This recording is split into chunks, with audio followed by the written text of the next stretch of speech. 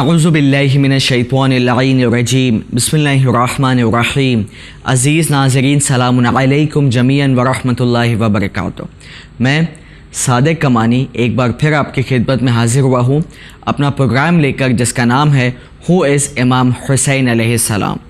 تو پچھلی مرتبہ آپ نے سنا کہ ہم نے ڈسکس کیا تھا کہ کتنے ایسے لوگ تھے جو آخری وقت پہ بھی امام حسین کے ساتھ آ گئے جبکہ کھڑے تھے وہ دشمنوں کے لشکر میں، اور آج علیہ السلام کا مقام پائے، آج شہادت کا مقام پائے اور انسانیت کو ایک نئی زندگی بخشی.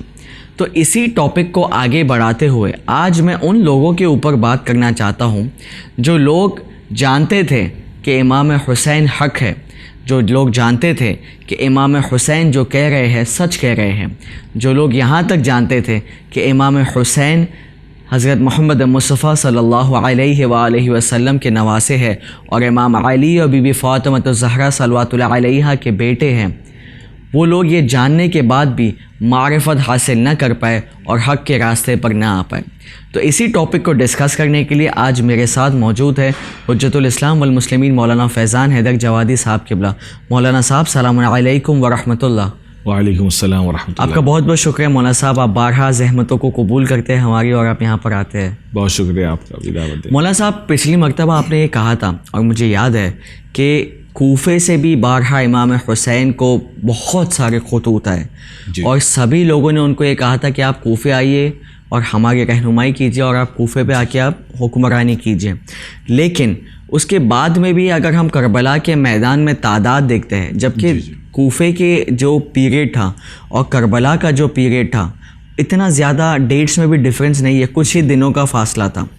اس کے بعد بھی امام حسین کے لشکر کی تعداد صرف 72، بعض جگہ 100 ہے، یہی تعداد ملتی ہے. اور جبکہ کوفے کے صرف کوفے کی خطوط اگر آپ دیکھ لیجئے تو مان لیجئے وہ 1000 اور اس سے زیادہ کے تعداد میں کھاتے تھے.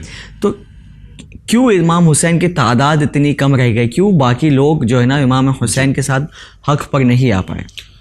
بسم اللہ الرحمن الرحیم. یہ بہت ہی اچھا سوال ہے اور کہیں نہ کہیں اس خطوط کی تعداد کی وجہ سے ہم شیعیان اور چاہنے والے بھی بدنام بھی ہوتے ہیں. بالکل کہ اہل کوفہ جو ہے مولا کے چاہنے والے تھے، انہوں نے بلایا اور انہوں نے ہی قتل کر دیا اور انہوں نے جو یہی اس دھوکے کے بدلے میں ماتم کرتے ہیں، عزاداری کرتے ہیں.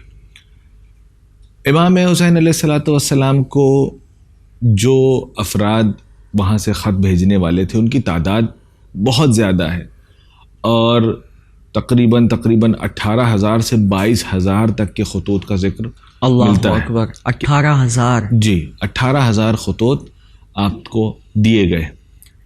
اور اب افراد کی بات کیا جائے کہ کتنے افراد آپ کی نصرت کے لیے پہنچے، تو میں یہ چاہتا ہوں کہ تھوڑا سا اس کوفے کے حالات کا پس منظر بیان کروں تاکہ جو سچویشن کوفے کی تھی وہ ہمارے سامنے تھوڑا سا واضح ہو جائے. بالکل. ایک مسئلہ یہ کہ جب لوگوں نے اپنی طرف سے خط لکھے تو اس میں کئی گروہ کے لوگ تھے. کچھ لوگ وہ تھے جو حکومت بنی امیہ سے تھک چکے تھے اور وہ بالکل بھی یہ نہیں چاہتے تھے کہ اب ان کی حکومت کنٹینیو کرے، لہٰذا انہوں نے خط لکھے. کچھ حقیقتاً چاہنے والوں میں سے انہوں نے خطوط لکھے. کچھ عجمی افراد تھے، یعنی نان عربز تھے لیکن مسلمان تھے، کیونکہ بنی امیہ کے دور میں جو فرق پیغمبر اسلام نے ختم کر دیا تھا، ریس والا، کاسٹ، کریڈ، ریس، کلر، یہ جتنی چیزیں انہوں نے ختم کر دی تھی، دھیرے دھیرے اس عرصے میں، اس 20 سالہ عرصے میں دھیرے دھیرے دوبارہ سے ان چیزوں کو دوبارہ سے زندہ کیا گیا. اور اس میں یہ ہوا کہ تم سیاہ پوست ہو تو تم ہم سے کم ہو، تم عجمی ہو ہم عرب ہیں، تم فلاں قبیلے کے ہو تو ہم فلاں قبیلے کے ہیں. تو یہ جو گیپس تھے وہ دوبارہ سے ایجاد ہونا شروع ہو گیا تھا، جس کی وجہ سے لوگ بالکل بھی اس طرز حکومت سے راضی نہیں تھے، خوش نہیں تھے. جی. تو ان کو ایک نیا سبسٹیٹیوٹ چاہیے تھا. تو جیسے اگر ہمارے یہاں پریزنٹ ٹائم میں کوئی گورنمنٹ حکومت کر رہی ہو، اگر ہم اس سے ناراضی ہو جائیں، بھلے ہی ہم کو بہت دوسری والی گورنمنٹ سے بہت زیادہ امید نہ ہو، لیکن آدمی سوچتا ہے کہ بھائی ہم نے اس کو اتنے سال موقع دے کے دیکھ لیا، اس نے ہمارا کیا حشر کیا ہم جانتے ہیں. اب چلو دوسرے کو ٹرائی کرتے ہیں, ہو سکتا ہے کہ وہ اس سے بہتر ہو. بالکل ہوتا ہے. کچھ اس میں باوفا ہوتے ہیں کہ وہ ہمیشہ اس کو چاہتے ہیں, کچھ جو ہوتے ہیں وہ سرکمسٹانسز کی بنا پر جو ہے اس کے سپورٹر ہوتے ہیں. تو کوفے کے یہ کہہ دینا کہ جتنے خط آئے ہیں وہ سب کے سب چاہنے والے ہیں, تو ایسا نہیں تھا. اس میں کچھ چاہنے والے تھے اور کچھ حالات کی بنیاد پر پریشان ہو کر انہوں نے کہا کہ مولا اب آپ آ جائیے, چونکہ انہوں نے مولا کائنات کی حکومت کو دیکھا ہوا تھا کہ وہاں پر ہر آدمی کا خیال رکھا جا رہا ہے, ہر آدمی کسی کے ساتھ ظلم نہیں ہو رہا ہے. تو انہوں نے اس چیز کو محسوس کیا ہوا تھا, لہٰذا وہ چاہتے تھے کہ وہ اس طریقے کی کوئی حکومت بنے. تو لہٰذا مختلف فکر کے لوگ, مختلف قبیلے کے لوگ, مختلف علاقے کے لوگوں نے اس طریقے سے خط ان کو بھیجا.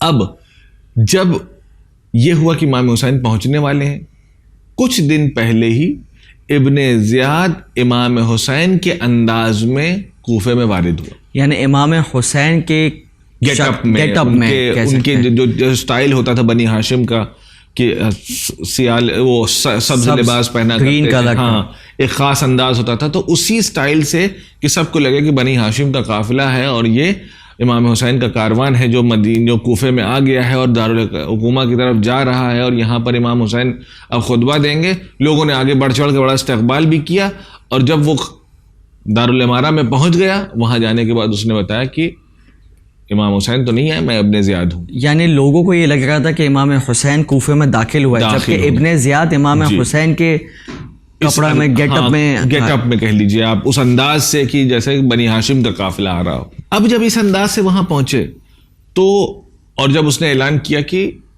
میں ابن زیاد اب یہاں کا حاکم ہوں, چونکہ وہ اپنی خباثت کے سلسلے میں پورے عراق میں مشہور تھا. بالکل.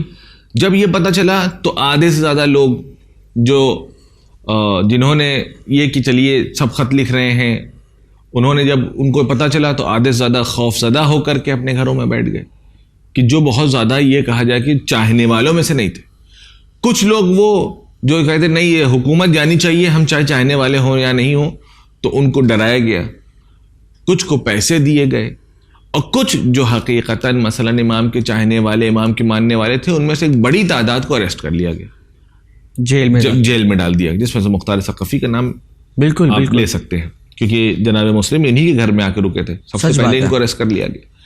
اب اس زمانے میں اریسٹ کرنے کا مطلب یہ نہیں ہوتا تھا کہ 20,000 آدمی کو اریسٹ کر لیا, نہیں, قبیلے کے سردار کو آپ نے اگر اریسٹ کر لیا ہے تو اب قبیلہ اپنی طرف سے کوئی ڈیسیجن نہیں لیتا. جناب ہانی ابن عروہ بھی ایک ایگزامپل ہے, جناب ہانی کے جیسے واقعہ ہے. اب جب ان لوگوں کو اریسٹ کر لیا گیا, ان لوگوں کے اوپر سختی کی گئی, تو باقی جتنے لوگ ہیں وہ خاموشی سے بیٹھ گئے.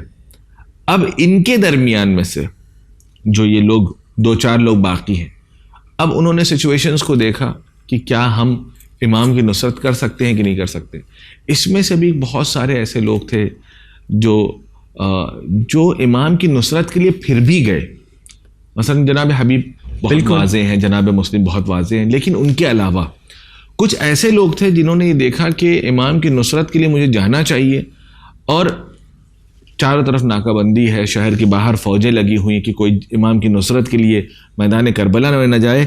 تو اس میں بھی بہت سارے ایسے لوگ تھے جب یہ ہوا کہ اب فوج آمادہ ہو رہی ہے اور امام حسین سے جنگ کرنے کے لیے جا رہی ہے, تو کچھ لوگ اس فوج میں شامل ہو گئے کہ اسی بہانے ہم اس ناکے بندی سے, اس جو سراؤنڈنگ جو پورا جو بلاکیج کیا ہوا ہے, اس سے ہم باہر نکلیں گے اور امام کی نصرت کے لیے پہنچ جائیں گے. جس میں زرغامہ ابن مالک کا نام ہے, زرغامہ ابن مالک, جس نے جب کوفے میں تھے تو انہوں نے جناب مسلم سے بیعت بھی کی تھی, اور جب عمر سعد کی فوج کے ساتھ یہ وہاں پہنچے تو جا کر کے امام حسین سے ملحق ہو گئے. یعنی انٹینشن تھا امام حسین کی فوج میں ہی جانا, صرف راستہ اسی لیے چنا کیونکہ اس کے علاوہ کوئی آپشن اویلیبل نہیں تھا.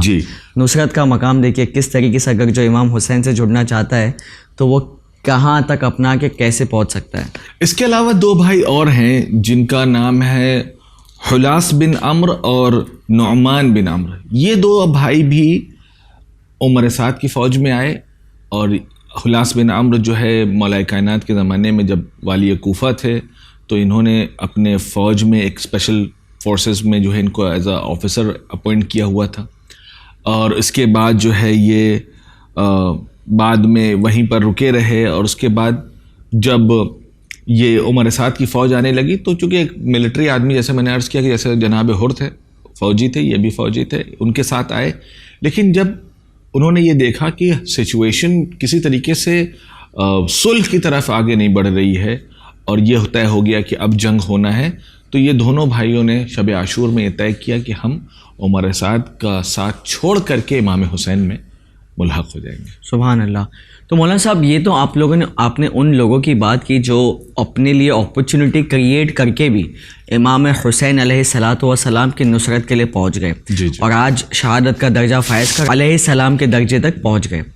ابھی مولانا صاحب مجھے بتائیے کہ کیا ایسے بھی لوگ موجود تھے جن کے پاس اپرچونٹی ایک دم کلیئر تھی، جو امام حسین کے لیے ان کی نصرت کے لیے آ سکتے تھے، جو شہادت کا درجہ حاصل کر سکتے تھے، جو علیہ السلام بن سکتے تھے، جو انسانیت کو زندگی بخش سکتے تھے، لیکن انہوں نے وہ اپرچونٹی کو ایکسیپٹ نہ کیا، اور جو بھی ان کے ریزنس ہو، کیا ایسے بھی لوگ موجود ہیں؟ جی ایسے بھی لوگ موجود ہیں، جن میں سے ایک نام میں لینا چاہتا ہوں جناب ترمہ بن ادے کا. جناب ترمہ بن ادے یہ لوگوں کو گائیڈ کا کام کرتے تھے، کیونکہ اس زمانے میں کوئی سڑک تو ہوتی نہیں تھی، کوئی سائن بورڈ نہیں ہوتا تھا، تو یہ لوگوں کی رہنمائی کا کام کیا کرتے تھے. اور یہ اپنے ساتھ جناب نافع بن ہلال اور ان کے ساتھ 3-4 اصحاب کو لے کر کے امام حسین کے پاس آئے، امام حسین سے ملحق ہوئے، اور اس کے بعد کچھ دیر جب حالات کو دیکھا اور انہوں نے جائزہ لیا تو انہوں نے اس کے بعد کہا مولا ایسا ہے کہ مجھے اجازت دیجیے، میں گھر جانا چاہتا ہوں، گھر میں میرے اوپر کچھ قرضے ہیں، مجھے اپنے گھر والوں کا دیکھ ریکھ کرنا ہے، لہٰذا میں چاہتا ہوں کہ آپ سے رخصت لے لوں. امام نے کہا کہ کیا تم میری نصرت کے لیے نہیں رکو گے؟ کہا نہیں، بس مولا میں اپنے کام نپٹا کے انشاءاللہ آ جاؤں گا. اور اس بہانے کے ساتھ جو ہے وہ امام حسین کا ساتھ چھوڑ کر کے یہ جو موقع ابھی آپ نے کہا کہ یہ جو سند علیہ السلام ملنے والی تھی، اس کو چھوڑ کر کے آپ اپنے گھر چلے گئے واپس. اور گھر پہنچنے کے بعد وہاں احساس ہوا کہ میں نے بہت غلط کام کیا ہے، مجھے امام کی نصرت کے لیے آنا چاہیے تھا. وہاں سے واپس لوٹے اور تب تک میں یہاں پر بہت دیر ہو چکی تھی، اور آپ ابھی منزل ظاہراً جہاں پر بنی مقام پر جو ہے بنی مقاتل پر پہنچے تھے کہ آپ کو وہاں خبر ملی کہ امام حسین کو شہید کر دیا گیا ہے. یعنی کچھ لمحوں کا سوچنا اور وہ اپرچونٹی کو مس کر دینا، جی یعنی یہ کتنی ایک بڑی بات ہے. مولانا صاحب ہمیں یہ بھی آپ بتائیے کہ ان سارے لوگ جو امام حسین کی نصرت کے لیے تیار تھے، یا ان سارے لوگ جو امام حسین علیہ السلام کی نصرت کے لیے تیار تھے لیکن پھر انہوں نے من بدل لیا، کیا کھویا انہوں نے دنیا میں اور کیا پایا انہوں نے آپ کے نزدیک؟ کیا انالیسس آپ کا کہتا ہے اس کو؟ دیکھیے، ایک چھوٹا سا ایک حق و باطل کے بیچ میں بالکل ایک بہت باریک سی ایک لکیر ہے، جس کے اس طرف انسان اگر حق ہے تو اس طرف باطل ہے. انسان کو فیصلہ کرنے کا وقت بھی بہت کم ملتا ہے، اور اس کی بارز مثال اگر دیکھا جائے، سب سے واضح مثال شاید اس سے بہتر مثال نہیں ہو سکتی، کیونکہ اس آدمی نے اپنی زبان سے اس بات کو کہا ہے، وہ جناب حر کی مثال ہے. کہ وہ کہہ رہے ہیں کہ میں اپنے آپ کو جنت و جہنم کے بیچ میں دیکھ رہا ہوں. اللہ اکبر. اور شاید اس سے بہتر تعبیر میرے پاس نہیں ہے کہ میں اس بات کو ایکسپلین کر سکوں کہ حق و باطل کا فرق کیا ہوتا ہے. اور بہت کم ایسے افراد ہوتے ہیں جو اس اپرچونٹی کو اویل کر پاتے ہیں، جن کو یہ موقع ملتا ہے، اور وہاں پر ایسے موقع پہ وہ صحیح فیصلہ کرتے ہیں. اس کے علاوہ بھی بہت سارے ایسے افراد تھے، میں یہاں پہ 1-2 نام اور لینا چاہتا ہوں. ایک نام لینا چاہتا ہوں جناب حرثمہ بن ابی مسلم کا. حرثمہ بن ابی مسلم یہ وہ صحابی ہیں جو امام علی کے ساتھ جنگ صفین میں تھے، آپ کے صحابیوں میں سے تھے. اور امام علی جب جنگ صفین سے واپس لوٹ رہے تھے تو جب کربلا پہنچے ہیں تو خود حرثمہ امام حسین کے پاس آ کے یہ بیان کرتا ہے. آنے کے بعد کہتا ہے کہ میں عمر سعد کی فوج میں جب آیا اور اس منزل پہ جب پہنچا تو میں نے اس جگہ کو پہچان لیا، اور اس کو یاد آیا کہ میں جنگ صفین میں مولا کائنات کے ساتھ تھا، اور جب مولا یہاں پہنچے تو امام علی علیہ السلام نے یہاں کی خاک کو اٹھایا اور اس کو سونگھا اور کہا کہ حرثمہ کہ یہ وہ جگہ ہے کہ جہاں آئندہ میں میرے بیٹے حسین کا خون بہایا جائے گا. اللہ اکبر. اور یہ واقعہ کوئی اور نہیں بیان کر رہا, وہ خود بیان کر رہا ہے کہ میں نے اپنی آنکھوں سے مولا کائنات کو یہ کہتے ہوئے سنا ہے کہ یہ وہ جگہ ہے جہاں پر آپ کا خون بہایا جائے گا. اور جب میں ابھی عمر سعد کی فوج میں آیا یہاں آنے کے بعد میں نے دیکھا کہ یہ وہی میدان ہے جہاں پر میں مولا کائنات کے ساتھ جنگ صفین کے بعد آیا تھا. اب جب یہاں پہنچا ہوں تو مجھے پتا ہے کہ آپ حق پر ہیں. اللہ اکبر. مجھے پتا ہے کہ آپ کو یہاں شہید کیا جائے گا, لیکن مولا میں آپ سے معذرت چاہتا ہوں, میں آپ کا ساتھ نہیں دے سکتا. نہ میں آپ کے ساتھ ہوں, نہ میں آپ کے مقابلے میں ہوں. یہ نہیں کہ مطلب میں عمر سعد کے طرف رہوں گا, نہیں, میں اب یہاں سے میں نے اپنا راستہ الگ کر لیا ہے. نہ میں عمر سعد کے ساتھ رہوں گا, ابن زیاد کے ساتھ رہوں گا, نہ یزید کی فوج میں رہوں گا, اور نہ ہی میں آپ کے ساتھ رہوں گا. اللہ اکبر. یعنی آپ تصور کریں کہ جس آدمی کی نگاہ میں ہر کچھ بالکل شیشے کی طرح صاف ہے, یعنی ایک آدمی ہوتا ہے جسے فیصلہ کرنا ہے کہ سچویشن پتہ نہیں کیا ہوگا, حق ہے باطل ہے, کیا میں کدھر جا رہا ہوں, وہ تو اس کے لیے فیصلہ مشکل ہے.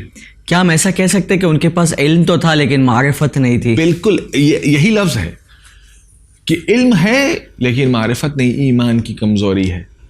کہ جہاں پر آپ خدا کے سامنے, یعنی امام حسین نہیں کہہ رہے کہ ہر سما تمہیں یاد نہیں ہے کیا کہ یہ وہی مقام ہے جہاں پہ میرے بابا نے یہ کہا تھا, نہیں, ہر سما خدا کہہ رہا ہے کہ مولا میں نے آپ کو بابا کو یہ کہتے ہوئے سنا ہے کہ وہ جگہ ہے کہ جہاں پر آپ میرے بیٹے حسین کا خون بہے گا. لیکن آنے کے بعد کیا کہہ رہا ہے کہ نہ میں آپ کے ساتھ ہوں نہ میں آپ کے مقابلے میں. امام نے کہا کہ تو پھر اس زمین سے, اس جگہ سے اتنے دور چلے جانا کہ جب میں حل من ناصرین کی آواز دوں تو تم میری آواز کو نہ سننا, کیونکہ جو کوئی بھی میری آواز کو سنے گا اور میری نصرت کے لیے اگر نہیں آئے گا تو پھر اللہ اس کے اوپر سخت ترین عذاب کرے گا. بالکل.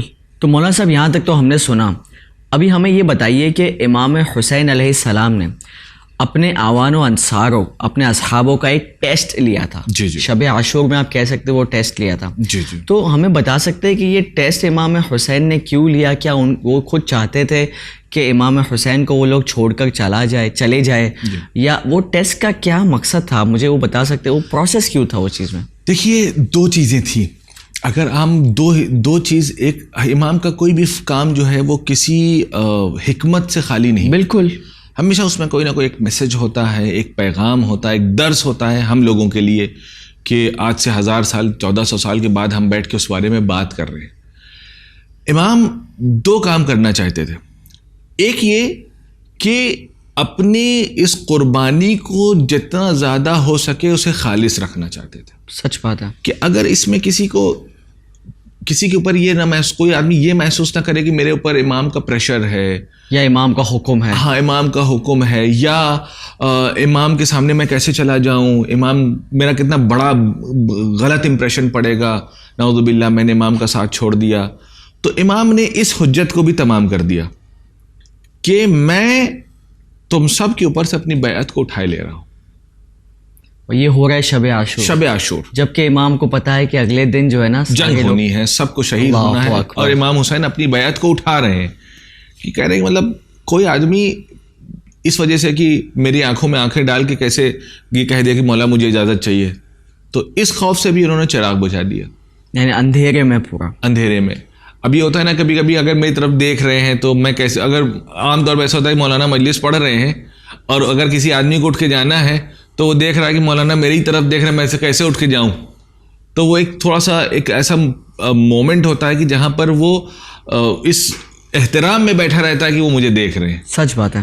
تو امام نے کہا کہ اگر تمہیں اس بات کا خوف ہے تو میں چراغ بجھائے دے رہا ہوں, میں چراغ بجھا دیتا ہوں. اندھیرا ہے, نہ تم میری آنکھوں میں دیکھو گے نہ میں تمہاری آنکھوں میں دیکھوں گا, تم آرام سے جا سکتے ہو. لیکن جب دوبارہ چراغ روشن کیا گیا تو یہ وہ اصحاب تھے کہ طبتم وطابت الارض الذی فیہا دفنتم, کہ آپ سب طیب و طاہر ہیں اور آپ سب نے اس زمین کو بھی طیب و طاہر بنا دیا جس پر آپ دفن ہوئے. بالکل بالکل. یہ جذبہ کیسے ہم لوگ اپنے دل میں جگا سکتے ہیں؟ یہ جذبہ تو صرف امام حسین کے چاہنے والوں میں ہی ہے. اس کا صرف اور صرف ایک طریقہ ہے, وہ یہ ہے کہ اگر ہماری محبت بنا معرفت ہوگی تو پھر جتنی دیکھیے معرفت اور محبت دونوں سائملٹینیسلی چلتی ہے, سچ بات ہے, دونوں ایک دوسرے کو ریسیپروکیٹ کرتی ہے کہ جتنا زیادہ معرفت بڑھے گی اتنا زیادہ محبت بڑھے گی. اور ہم یہ کہیں گے ہم محبت بہت کرتے ہیں لیکن معرفت نہیں ہے, تو یہ جھوٹ ہے. سچ بات ہے. کیونکہ مسئلہ یہ ہے کہ آپ کے اس دعوے کو کوئی پیرامیٹر نہیں ہے کہ جس سے ہم جج کر سکیں. صرف الفاظ ہیں, صرف ایکشنز ہی الفاظ نہیں ہیں, ہیں. ہم یہ کہیں بہت چاہتے ہیں بہت چاہتے ہیں. مثلا جناب عباس کیا محبت رکھتے ہوں گے امام حسین سے نعوذ باللہ جتنی ہم رکھتے ہیں. یہ الفاظ ہی تو ہیں. استغفر اللہ, سچ بات ہے. ٹھیک ہے, الفاظ ہیں, کچھ بھی بول سکتے ہیں. ہر آدمی کے پاس اللہ نے زبان دی, جو جی چاہے بولے. لیکن اس محبت کا ٹیسٹ ہوتا ہے معرفت سے.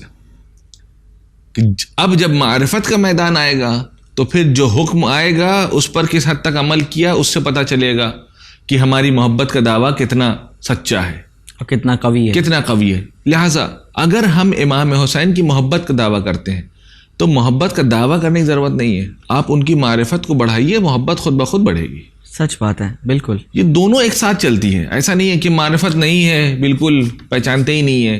ابھی آپ پوچھ لیجئے کہ امام حسین کی ولادت کب ہوئی, امام حسین مثلا کہاں ان کی قبر ہے, یا آپ کی ولادت کس شہر میں ہوئی, تو نہیں پتہ ہے کہ مکے میں ہوئی کہ مدینے میں ہوئی, کہاں ہوئی. اللہ شہادت سب کو پتہ ہے کہ 10 محرم کو ہوئی. بہت سارے لوگوں کو مثلا ٹھیک سے یہ بھی نہیں پتہ ہوگا کہ ولادت 3 شعبان کو ہوئی.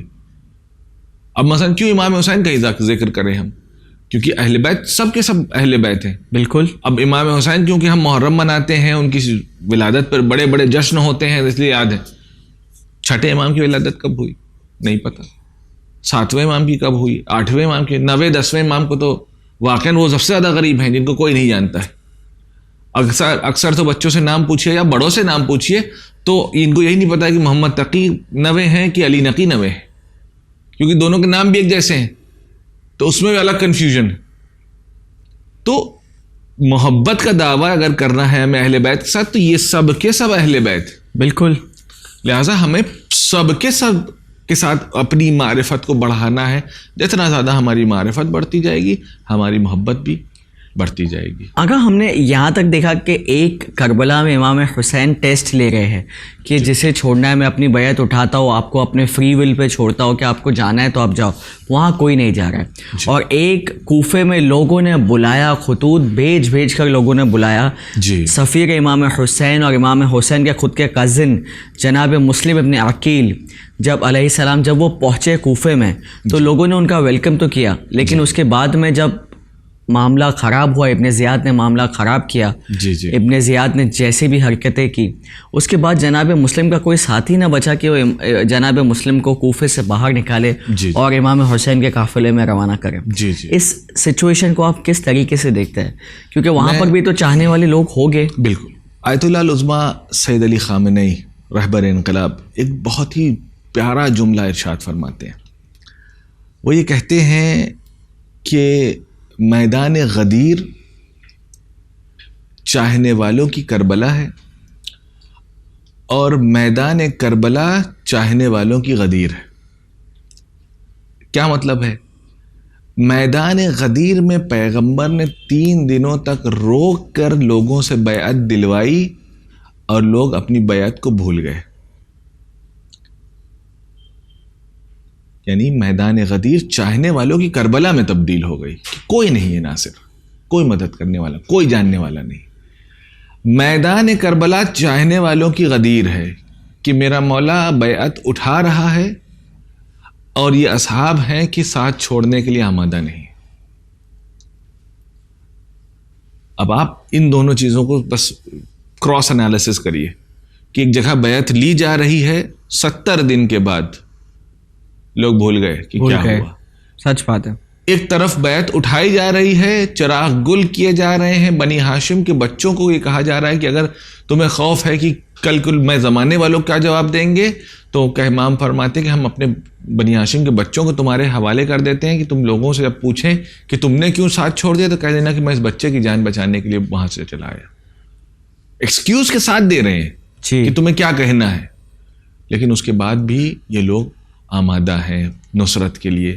اب جناب عقیل اسی امام مظلوم کے سفیر ہیں, لہذا جو سفیر کے ساتھ ہوا وہی مولا کے ساتھ ہوا کہ ساتھ دینے والوں نے بہت کہا کہ ہم ساتھ دینے کے لیے تیار ہیں, لیکن جب میدان جیسے میں اس لیے میں عرض کر رہا ہوں کہ سب یہ دعوے ہیں نا زبانی, ہم بھی دعویٰ کرتے ہیں کہ مولا آپ سے بہت محبت کرتے ہیں, اگر آنے کے بعد کبھی مثلاً ہمارے وقت کا امام آ جائے اور ہماری کوئی عزیز چیز مانگ لے, کیا ہم اسے دے پائیں گے؟